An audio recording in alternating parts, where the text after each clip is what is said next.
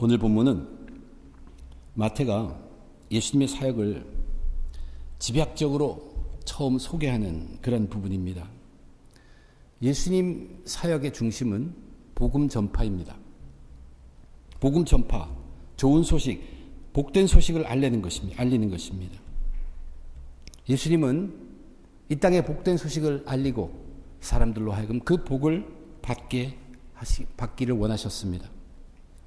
예수님이 하신 그 방대한 사역을 마태는 처음 소개하면서 여기에 의도적으로 세 가지 이야기를 붙여놓고 기록하고 있습니다. 첫째 이야기는 보면 예수님께서 사역을 시작하던데 그 시기와 그 장소가 어디였나 하는 설명을 우리들에게 알려줍니다. 두 번째 이야기는 예수님께서 사역을 위해서 제자들을 택하시고 부르시는 이야기, 무엇 때문에 그를 부르셨고 제자들은 어떻게 반응하였는가. 세 번째 이야기는 예수님이 사역하시는 현장의 모습을 우리들에게 그려서 보여주고 있습니다. 그런데 이 세 가지 이야기들은 모두가 다 복음과 밀접한 관계가 있습니다. 이 이야기들 속에서 우리는 복음과 관련되어 있는 굉장히 중요한 요소들을 분명히 깨달을 수 있습니다. 과연 복음이라는 것은 무엇인가? 복음이 우리들에게 요구하고 있는 것은 무엇인가? 복음의 현장에서 우리가 나타내야 할 것들은 어떤 것인가? 이런 것들을 우리는 분명히 오늘 말씀 속에서 살펴볼 수 있습니다. 오늘 설교 말씀의 제목은 복음입니다. 주어진 말씀을 통해 천국 복음에 관해 함께 살펴보며 은혜 나누도록 하겠습니다. 먼저 첫 번째 이야기는 예수님의 사역을 시작한 시기, 그리고 예수님이 사역을 시작한 첫 장소에 관한 이야기예요. 예수님은 세례 요한이 잡혔음을 들으시고 거처를 옮기기 시작합니다. 나사렛으로 갔다가 가버나움 가서 거기서 사역을 시작했다 하는 것이 마태가 기록하는 내용입니다. 여기 기록된 시기, 이 시점 굉장히 중요한 의미가 있는 시점입니다. 세례 요한이 잡혀감으로 이제 그의 공적으로 드러나는 사역은 이제 막 끝이 났습니다. 그때 예수님의 사역이 시작되었다는 것. 이것은 무엇을 얘기하냐면 구약의 시대와 신약의 시대가 바로 이 시간부터 갈라지기 시작합니다. 세례 요한이 어떤 사람이었나요? 구약 시대의 마지막 거의 400년 동안 하나님의 말씀이 나타나지 못하던 영적 암흑 시기에 이제 주의 길을 예비하기 위해서 나타난 마지막 구약의 선지자였습니다. 그때는 전혀 소망이 없던 때예요. 그런데 이제 새 시대가 열립니다. 이 새 시대를 알리는 사역의 첫 주인공, 그리고 영원한 주인공 예수님은, 그 예수님을 오늘 본문은 큰 빛으로 소개하고 있습니다. 또한 예수님이 사역을 시작한 장소를 가버나움이라는 곳으로 소개를 합니다. 세례 요한이 잡히자 세례 요한이 활발히 활동하던 그 지역에 있던 사람들이 흩어졌어요. 예수님도 자기가 자라고 성장해온 나사렛이라는 곳으로 갔지만 거기서 사역을 시작하기보다는 좀 더 북쪽인 가버나움이라는 곳에 가서 사역을 시작했다. 그런데 그 가버나움이라는 지역을 사실 그때 옛날 당시에 거기를 지배하고 있던, 거기에 거주하고 있던 이스라엘의 두 지파들, 스불론과 납달리 지파, 그들의 땅이었던 가버나움에 있었다라고 소개합니다. 이 두 지파, 스불론과 납달리 지파는 이스라엘의 12지파 중에서도 정말로 미약한 존재의 지파들이었습니다. 유다 지파, 에브라임 지파, 베냐민 지파, 므낫세 지파, 이런 지파 등과는 비교도 되지 못할 만큼 약하고 힘이 없는 지파가 스불론과 납달리입니다. 그런데 그들이 지리적 조건이 뭐냐면 이스라엘의 경계 가장 북쪽에 있어서 북쪽 이방의 공격에 가장 먼저 노출되는 지역에 있었습니다. 그래서 아수르가 쳐들어왔을 때도 가장 먼저 고통받고 포로로 잡혀간 곳이 바로 그 땅입니다. 마태는 예수님이 사역을 시작하시는 그 가버나움이라는 지역을 그렇게 설명했어요. 어둡고 침울한 땅이라고. 그러면서 이사야서 9장의 말씀을 인용합니다.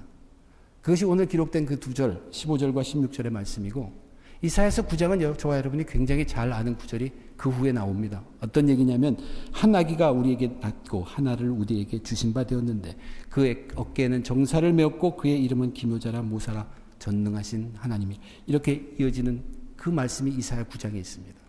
그 첫 부분이 오늘 마태가 복음서에서 얘기하고 있는 지금 예수님이 사역을 시작한 장소 가버나움, 그 장소를 소개하는 정말로 소망 없던 흑암이 있던 그 장소에 가버나움 이름을 알게 하고 있습니다. 그러므로 마태는 예수님께서 가버나움에서 사역을 시작한 것은 물론 예수님이 하나님께서 선지자를 통해서 예언하신 그 말씀이 성취됨을 이루었다고 얘기하면서 바로 예수님이 그 예언된 큰 빛이라고 소개하고 있습니다. 영적 암흑이 계속되어서 시대적으로도 그렇고 장소적으로도 그런 때 더 이상 소망이 없고 마감하고 있는 그 시대에 큰 빛이 나타나는 것입니다. 모든 땅은 죄의 어둠과 사망의 그늘 아래서 허덕이고 있을 때 정말 나타낼 것 아무것도 없고 의지할 것 없는 어둠 속에 그늘 속에 깊이 고생하던 자들에게 예수님이 큰 빛으로 나타났다는 것입니다. 그러므로 이 큰 빛, 이 예수님은 소망입니다. 소망이 없는 자들에게 큰 빛이 나타나서 빛이 빛이었도다 하면서 거기에 예수님이 선포하신 말씀을 그대로 기록하고 있어요. 그 선포하신 말씀이 회개하라 천국이 가까이 왔느니라. 이것을 말씀이 비추인 것으로 표현하고 있습니다. 말씀이 비추어서 들려온 것이 회개하라 천국이 가까이 왔느니라. 그 빛도 그 하나님의 말씀도 모두가 예수님도 모두가 다 복음이고 이것이 바로 소망입니다. 그렇게 나타난 큰 빛 예수 하나님의 말씀 이들이 다 복음이요 그들이 소망인데 왜 빛으로 소개되었는가? 빛이 없으면 혼돈입니다. 섞여 있는데도 구별되지가 않습니다. 혼란스럽습니다. 그러나 빛은 구별해냅니다. 무엇을 구별해냅니까? 빛이 구별해내는 것은 죄입니다. 죄를 구별해낸다는 얘기예요. 사람들은 어둠 속에 있으면서 왜 어둠 속에 있고 어떻게 거기서 헤어나올 수 있는지도 알지 못하고 자기가 왜 어둠 속에 있는지도 이유조차 알지 못합니다. 죄가 그들을 구별하지 못하도록 만들어 놓았습니다. 죄가 그들을 어둠 속에 있도록 해서 아무것도 구별하지 못하도록 만들고 그러나 그 속에서는 계속 밀어붙이는 한 방향이 있습니다. 그 방향은 사망이라는 방향입니다. 사망으로 끌고 가고 있는 그들의 모습이었습니다. 그런데 거기에 빛이 들어온 것이 그것이 복음입니다. 큰 빛이 들어왔습니다. 이제 죄의 정체가 드러나기 시작합니다. 그래서 구별이 됩니다. 복음이 즉 예수님이 우리 안에 들어오면 우리는 죄가 싫어지기 시작합니다. 복음이 하나님의 말씀이 우리들에게 깨달아지면 우리는 죄를 멀리하기 시작합니다. 이제 이렇게 될 때야 우리는 비로소 우리 속에 소망이 살아난다는 것입니다. 이것이 복음입니다. 빛이 비추었다 하면서 전파한 예수님 말씀을 소개하고 있는데 그 내용은 회개하라 천국이 가까웠느니라. 이 말씀은 한 글자도 다르지 않게 세례 요한이 한 내용과 똑같습니다. 세례 요한도 회개하라 천국이 가까웠느니라고 분명하게 말했습니다. 그러나 세례 요한이 말한 그 내용과 예수님이 말한 이 회개하라의 내용은 천지 차이가 있습니다. 확연하게 구별되는 것입니다. 세례 요한은 인간이라면 마땅히 하늘나라가 오고 천국이 임하고 그럼 마땅히 너희들 깨끗하게 준비되어야 하지 않겠느냐. 깨끗하여져라. 회개하라. 그러고 있습니다. 그가 의지하는 것은 인간의 의지입니다. 그가 강조하는 것은 오직 인간의 의지입니다. 할 수 있는 한 최선을 다해서 깨끗하라는 얘기입니다. Be prepared. 준비가 되라는 얘기예요. 그런데 예수님이 하신 똑같은 말씀은 전혀 다른 것입니다. 지금 천국이 왔다는 것이에요. 빛이 왔다는 것이에요. 죄가 보인다는 것이에요. 죄가 다 구별이 됐다는 얘기예요. 구별이 됐으니 너희들 이제 그 죄를 버리라는 그 얘기입니다. 이거는 어마어마하게 차이가 있습니다. 우리의 의지로 보이지도 않는 그 죄를 가려내려고 애쓰고 뒹굴 것이 아니라 이제는 마땅히 보여진 것을 버리는 것. 그것이 선포입니다. 이것이 복음이 하는 일입니다. 복음은 인간의 죄 문제를 해결해 주는 것입니다. 그럴 때에만 인간에게는 소망이 존재합니다. 이 첫 단락에서 저와 여러분이 기억해야 될 것은 복음, 그리고 죄 문제 해결입니다. 그리고 또한 소망입니다. 죄 문제가 해결되지 않는 한 인간에게는 소망이 없습니다. 이것은 분명합니다. 그래서 어떤 인간도 누구든지 이 세상에서 죽기 전에 반드시 죄 문제를 해결해야 합니다. 우리가 죄 문제를 해결하지 못하고 죽는다면 그 사람은 영원히 소망이 없다는 얘기입니다. 복음은 우리들에게 소망입니다. 그런데 그것이 소망인 이유는 복음이 빛으로 와서 우리를 죄를 알게 하고 죄로부터 우리가 그 문제를 해결할 수 있도록 준비시켜 주기 때문입니다. 두 번째 복음에 관한 이야기. 마태가 들려주는 두 번째 이야기는 예수님께서 제자를 부르시는 이야기입니다.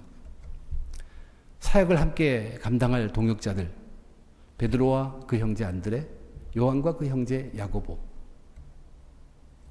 근데 거기를 자세히 읽어보면 정말 마태가 예수님이 이렇게 해서 제자를 불렀다 하는 것을 설명하려고 쓴 것은 아니라는 것을 여러분 분명히 압니다. 그렇게 쓰려면 그렇게 쓰지 않습니다. 그런 내용으로 전달하려면 이렇게 쓰지 않는다는 얘기예요. 근데 이렇게 써놓은 이유는 여기 분명히 마태가 의도하는 것이 있습니다. 이 이야기는 설명이 아니라 선포되는 이야기입니다. 거기에 메시지가 있다는 얘기예요. 그것을 우리로 발견하고 깨닫기를 원하는 얘기입니다. 물론 복음에 관련된 것입니다. 예수님이 부른 제자들, 어부라고 했습니다. 어부들은 거친 일을 마다하지 않습니다. 거친 일에 익숙해 있습니다. 그리고 그들이 매달리는 것은 자연입니다. 즉 하나님입니다.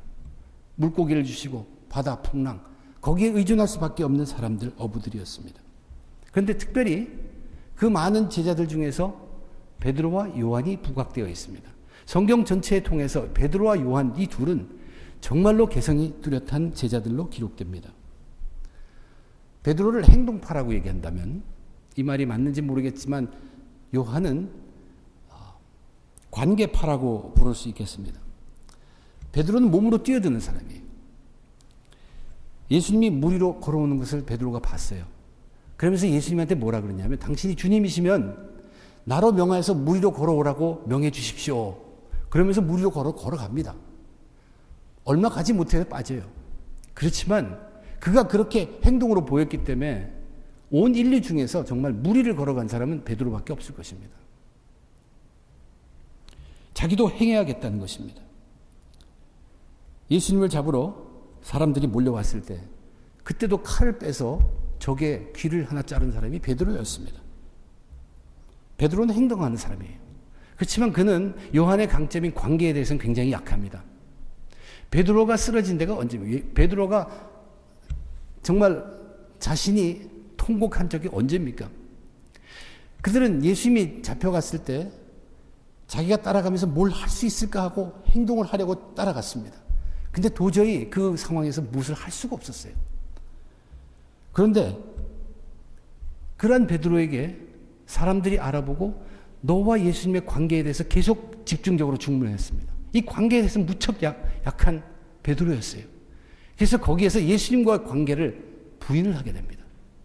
부인함으로 3번이나 부인하고 통각하는 사람이 바로 이 베드로예요. 베드로는 뛰어들고 행동하는 데는 강했지만 관계에 대해서 생각하고 그것을 유지하는 데는 그렇게 든든하지 못했습니다. 그런데 성경에 보면 베드로가 아주 굉장히 유명한 말을 합니다. 특별히 관계에 대해서.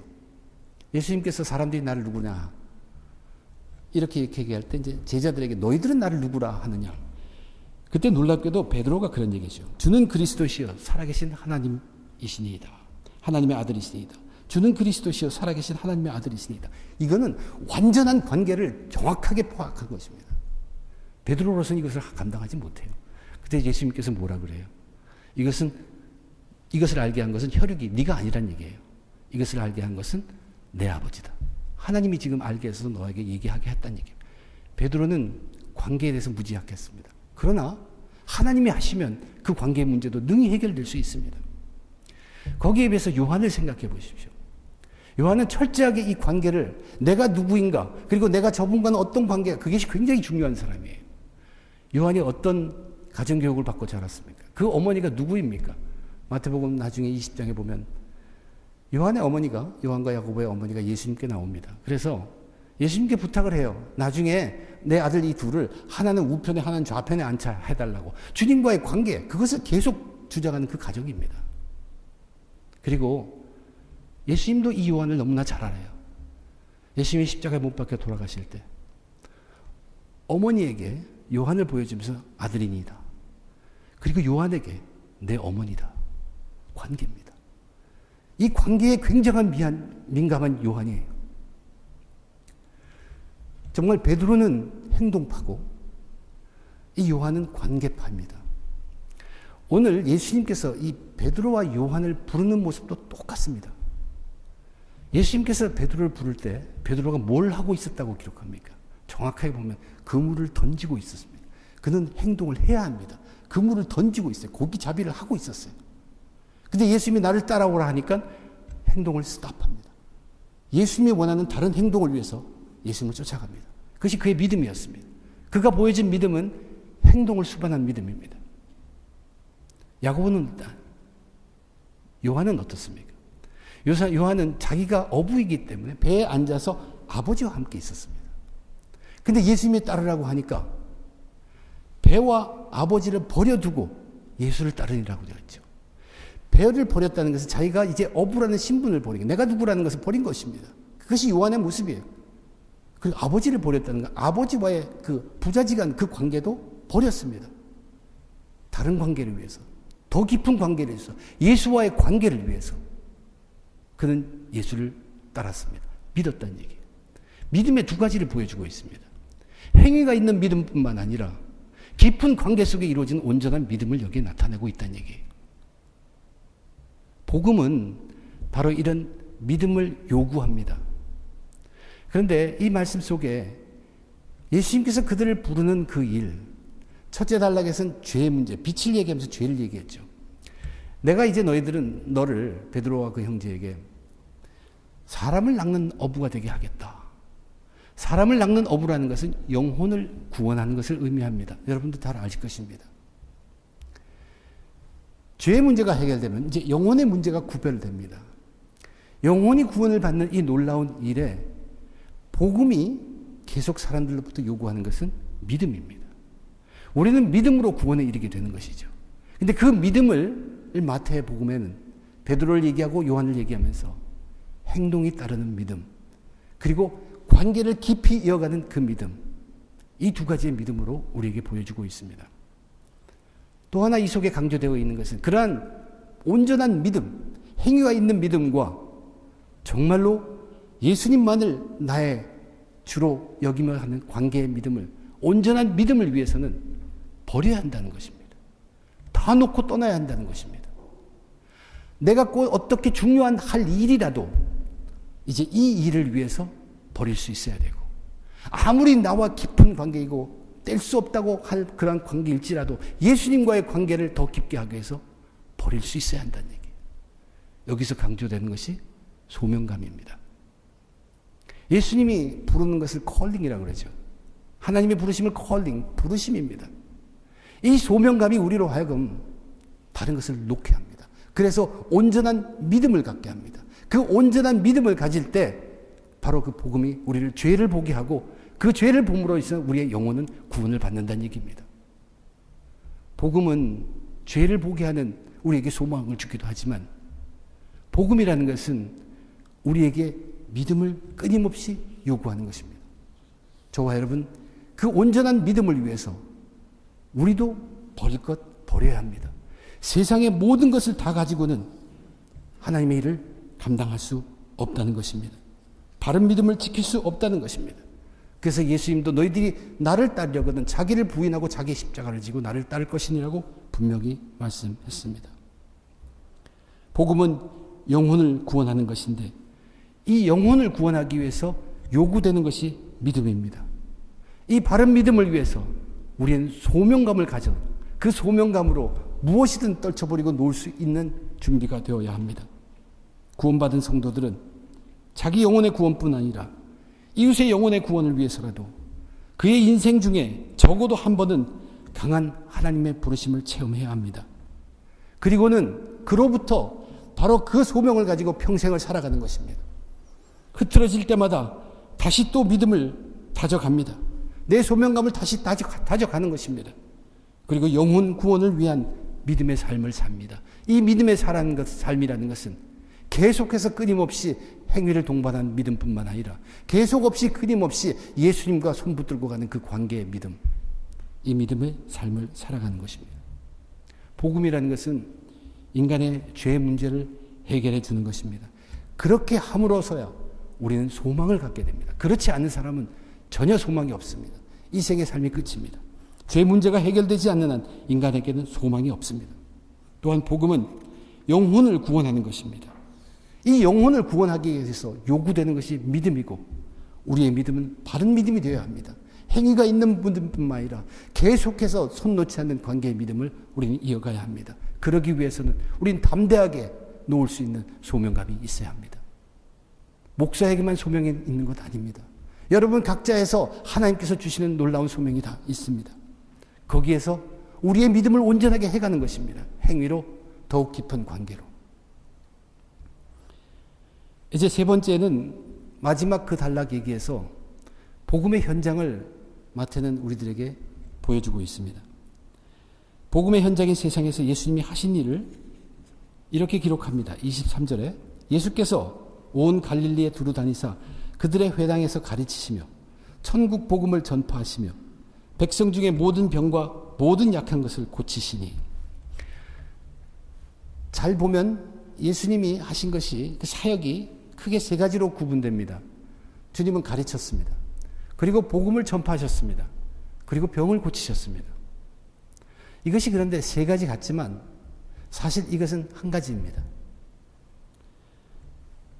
엄격하게 따져보면 예수님이 하신 것은 바로 복음을 선포하신 이 하나라는 것, 그것이 강조되어 있습니다. 예수님께서 가르치셨다. 왜 예수님이 가르치셨으면 무엇을 가르쳤겠습니까? 당시 구약에 있는 말씀, 구약 성경을 가르쳤습니다.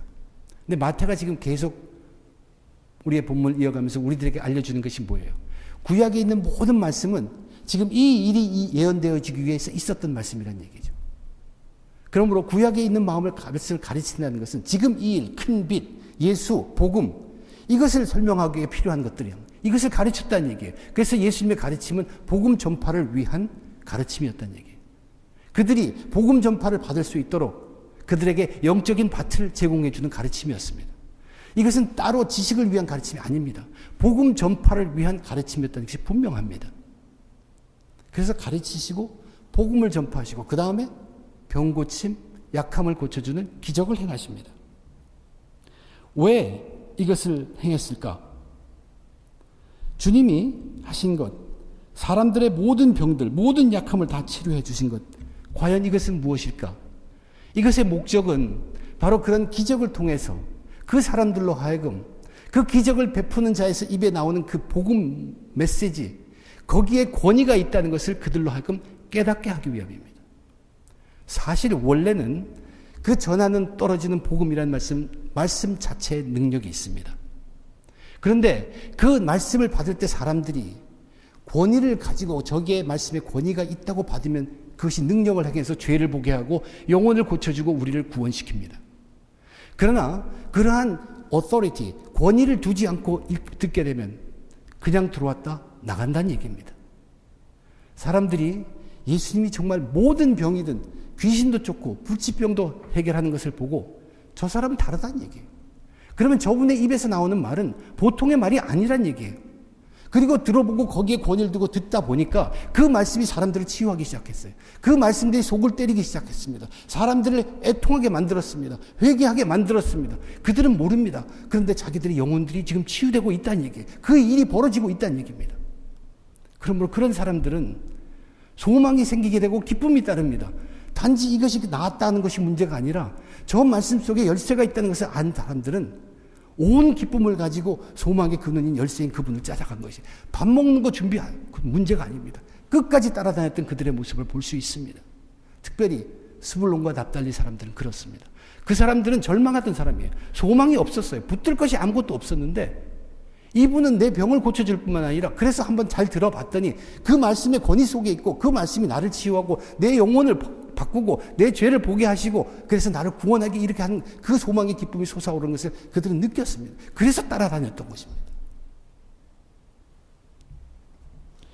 가르침과 병고침은 모두 이 복음의 전파를 위한 것이었습니다. 말씀 들어지는 선포하는 그 말이 보통의 말이 아니라 나를 바꿀 말씀으로 받을 수 있도록 준비되게 하기 위함이었던 이야기입니다. 이런 병고침, 오늘날에 이러한 병고침은 전혀 없습니다. 어떤 사람이 누가 고치면 다 낫습니까? 그러나 예수님은 다 나았습니다. 약한 것이 다 고쳐졌습니다. 이것이 바로 2000년 전에 하나님께서 계획하신 일입니다. 복음이, 그 권위 있는 복음의 말씀이 권위로 역사하게 준비시켜 주신 것이에요. 사람을 통해서도 이런 역사는 일어났습니다. 그것이 사도행전에 기록되고 있는 초대교회 때입니다. 초대교회 때 하나님의 나라를, 믿음의 공동체, 교회를 세워야 합니다. 그러나 그들은 암흑 속에서 어떻게 할 바를 모르고 있었습니다. 그러나 그 복음, 정말 살아있는 권위의 말씀을 전하는 그 사람들의 말씀 속의 권위를 사람들이 찾게 하기 위해서 말씀을 전하는 사도들에게 하나님께서 권위를 주고 기적을 행하게 했다는 얘기입니다. 베드로와 야고보가 안진뱅이를 일으켰죠. 그럼 그 안진뱅이와 그 주위에서 본 사람들은 저 사람 입에서 나오는 그 말은 보통의 말이라는 것을 알고 권위를 가지고 그 말씀을 들을 때 그 말씀이 능력이 있어서 우리로 하여금 죄를 보게 하고 영혼을 치유하고 구원을 있게 만들었다는 얘기입니다. 바울과 실로가 찬양하고 기도합니다. 찬양하고 기도했더니 옥문이 열리고 지진이 나고 옥문이 열렸다는 것. 그래서 거기 있는 모든 사람들이 집중하는 것은 무엇입니까? 사도 바울이 사도들이 전하는 복음의 메시지입니다. 거기에 권위를 두고 듣게 됩니다. 그냥 흘려듣는 사람의 말씀을 듣지 않고 권위가 있는 말씀으로 듣게 될 때 그것이 역사하는 것입니다. 그 말씀이 복음이 역사하는 것입니다. 그래서 그들을 소망을 주고 죄를 보게 하고 영혼을 고쳐주고 그들에게 구원을 이루도록 하는 것입니다. 복음을 믿도록 하게 하심이었습니다. 이 복음의 현장, 오늘 기록된 이 복음의 현장을 우리는 보면서 여기는 사랑의 현장이라고 얘기하죠. 놀라운 사랑이 여기 있습니다. 그런데 우리는 그 사랑을 잘 이해해야 합니다. 아픈 자를 고쳐주고 고통을 덜어주고 귀신을 쫓아내고 불치병을 고쳐주었다. 그것 때문만의 사랑의 현장이 아닙니다. 그 현장 속에는 정말 깊은 사랑이 있습니다. 그러한 놀라운 일을 통해서 자기들에게 선포지는 그 말씀을 권위를 가지고 들을 때 말씀 자체가 그 말씀의 능력으로 사람들을 흔들어 놓고 죄를 느끼게 하고 죄를 보게 하고 영혼을 생각하게 하고 그 영혼을 구원해 주시고 죄사함을 받는 이 깊은 놀라운 사랑이 거기에 있기 때문에 복음의 현장은 사랑의 현장입니다.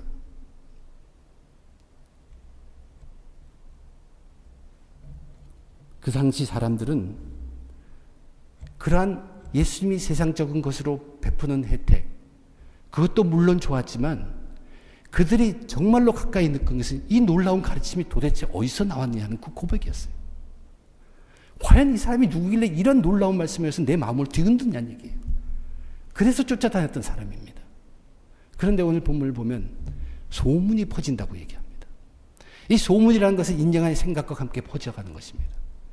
어떤 사랑이 펴졌을까요? 여기 있는 정말로 중요한 영혼이 구원받는 그 하나님의 극진한 사랑보다는 세상에 필요한 것들을 채우는 왜곡된 사랑이 전파됩니다. 그래서 온 나라에서 몰려들기 시작합니다. 그 나라들 중에 특별히 기록되어 있는 것이 수리아 땅은 가난한 사람들 땅이지만 예루살렘과 유다도 기록되어 있습니다. 거기 있는 사람들은 아무것도 불편함이 없는 자신 있는 사람, 교만한 사람들도 거기 있었고 한번 확인해보고자 오는 사람도 있었고 시기심으로 온 사람도 거기 있었다는 얘기예요. 오늘 마태가 이 작은 얘기에서 복음의 현장의 모습을 우리들에게 얘기해 주는 것은 사랑을 이야기하기 위함입니다.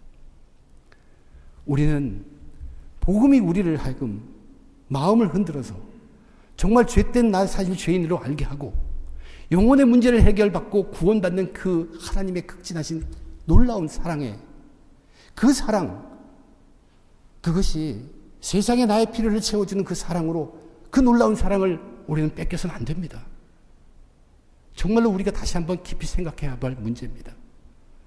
그러면 이 놀라운 병고침의 얘기를 통해서 우리가 느껴야 하는 것이 뭐냐는 얘기입니다. 하나님이 이러한 놀라운 사랑을 우리에게 보여줬으면 우리는 그 하나님의 사랑을 증거해야 합니다. 우리의 삶으로 증거해야 합니다. 어떻게 하나님의 놀라운 사랑을 증거하냐? 내가 죄의 문제를 해결받고 구원받은 사람이라 그 삶을 성화되어 가는 삶, 그 깨끗한 삶을 살아감으로 내 변화된 삶을 살아가는 자체가 놀라운 이 하나님의 사랑을 증거하는 삶입니다. 복음은 우리로 하여금 하나님의 거룩한 그 사랑을 증거할 수 있도록 해주는 놀라운 기회입니다. 그래서 여기에 기록된 이런 육신적인 이런 치유가 이것이 전부가 아닙니다. 우리는 온전한 사람이 되어가는 것이에요. 육질적인 물질적인 치유뿐만 아니라 더욱이 더 중요한 것은 우리의 영적인 문제들이 치유함 받고 완전해지는, 그로 인해서 우리의 삶이 온통 바뀌어 가는 것을, 그것 때문에 우리가 기뻐하고 그 소망을 가지고 사는 우리의 변화된 삶이 하나님의 그 놀라운 사랑을 증거하는, 그것이 바로 복음의 현장입니다. 복음의 현장에서 나타나는 것은 저와 여러분 우리들이 하루하루 변화되는 삶입니다. 그리스도인들은 절대로 자리에 머물러서는 안 됩니다. 더욱이 뒤로 돌아가서는 안 됩니다. 우리는 끝없이 하나님이 요구하시는 그 완전함을 향해서 전진해 가는 사람들입니다. 그 시작점이 죄를 알아야 합니다. 소망을 가져야 돼요. 영원히 고침을 받고 구원받아야 합니다. 그리고 사랑을 느끼고 그 사랑을 우리의 변화된 삶으로 실천하면서 하나님의 사랑을 증거해야 합니다. 예수님은 어둠 속에서 갈 길을 잃고 혼돈 속에 방황하는 불쌍한 영혼을 사랑하사 그들에게 복음을 주시고 믿음을 통해 그 영혼을 구원해 주시면서 우리를 사랑했습니다. 그 사랑, 변화의 삶으로 우리는 증거해야 합니다. 하나님의 놀라운 사랑을 증거할 수 있어야 합니다. 자칫 자기가 받은 세상적 유익함을 사랑으로 오해해서는 안 됩니다. 그리스도인들은 이제 평생을 이 복음으로 변화해가는, 그 변화하는 사람으로 끝없이 쉬지 않고 하나님의 사랑을 증거하며 살아가야 합니다. 복음은 인간의 죄의 문제를 해결해 주는 것입니다. 정말 이 복음이 없으면 인간은 소망이 없는 사람입니다. 죄 문제가 해결되지 않는 한 인간에겐 소망이 없습니다. 복음이 우리로 소망을 갖게 하고 죄 문제 해결책입니다. 복음은 영혼을 구원하는 것입니다. 이 영혼을 구원하기 위해서 요구되는 것이 믿음입니다. 우리의 믿음으로 우리는 구원에 이르게 되죠. 그런데 이 바른 믿음, 행할 수 있는 믿음과 깊어지는 관계의 믿음을 이루기 위해서는 우리 소명감을 받아야 합니다. 소명감을 체험해야 합니다. 그리고 소명감 가지고 평생을 다지면서 살아가는 것입니다. 또한 능력 있는 복음을 통하여 그리스도인들은 하나님의 사랑을 증거해야 합니다. 그 복음의 말씀 속에 능력이 있습니다. 우리가 그것을 권위를 두고 들을 때 그것은 역사합니다. 그래서 우리를 변화시켜 주십니다. 우리가 거기에 변화한 삶을 나타내는 것이 하나님의 사랑을 증거하는 것입니다. 구원받은 영혼이 변화해가는 성화의 삶으로 우리는 하나님의 사랑을 끝까지 증거해야 합니다. 소망이 넘치도록 죄를 알게 하고 회개하게 하는 복음, 믿음을 요구하여 우리의 영혼을 구원하는 복음, 사랑의 증거인 삶의 변화를 일으키는 복음으로, 이 복음으로 승리하는 저와 여러분 되시길 주님의 이름으로 축원드립니다. 기도하겠습니다. 하나님 은혜를 감사합니다. 오늘도 우리에게 주어진 이 시간 그저 습관의 시간으로 온 것 되지 않게 도와주시옵소서. 하나님 앞에 나왔습니다. 이 시간 우리에게 주신 생명을 걸고 나왔다는 것 잊지 않게 하여 주시옵소서. 하나님, 죄의 문제 얘기할 때 사실 그것이 소망이 있는 삶을 살게 하는 클루라는 것, 열쇠라는 것 잊지 말게 도와주시옵소서. 그 복음은 우리 영혼을 구원하여 구원에 이르도록 하기 위해서 우리로부터 요구하는 믿음이 있습니다. 베드로가 보여준 믿음, 요한이 보여준 믿음, 그 둘이 온전하게 하는 그 아름다운 믿음에 우리도 끝없이 행함이 있는 믿음과 깊은 관계 속의 믿음을 이어갈 수 있게 축복해 주시고, 하나님이 우리에게 주신 놀라운 사랑, 깊은 사랑은 세상에서의 필요를 채운 그것 이전에 놀라운 하나님의 큰 사랑, 죄를 알게 하시고 영혼을 구원해 주신 그 사랑에 감복해서 그 사랑을 증거할 수 있는 우리의 성화되는 삶, 이 땅에 나타날 수 있도록 주님 저희를 축복해 주시옵소서. 모든 말씀 감사하고 우리 주님 예수님 이름으로 간절히 기도드립니다.